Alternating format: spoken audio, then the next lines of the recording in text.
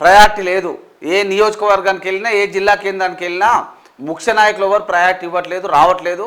మరి కేసీఆర్ గారు కావచ్చు, కేటీఆర్ కావచ్చు, హరీష్ రావు కావచ్చు స్పష్టమైన ఆదేశాలు ఇవ్వలేకపోయినారు. అంటే రాజకీయంగా నన్ను ఇబ్బందులకు గురి చేయాలని చేస్తూ ఉన్నారు.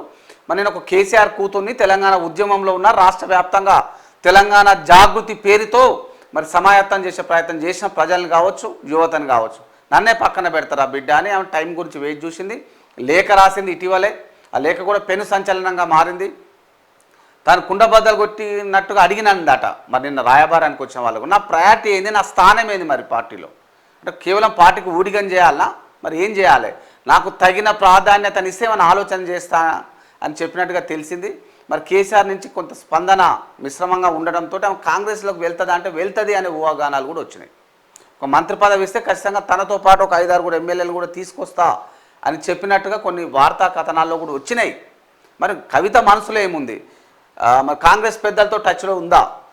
ఎందుకంటే ఒక 5-6 కూడా ఎమ్మెల్యేని తీసుకొస్తా, మరి మంచి వాక్చాతుర్యం ఉంది, నేను పార్టీ కోసం పనిచేస్తా అంటే వాళ్ళు కూడా ఒప్పుకుంటే పరిస్థితి ఉంటుంది.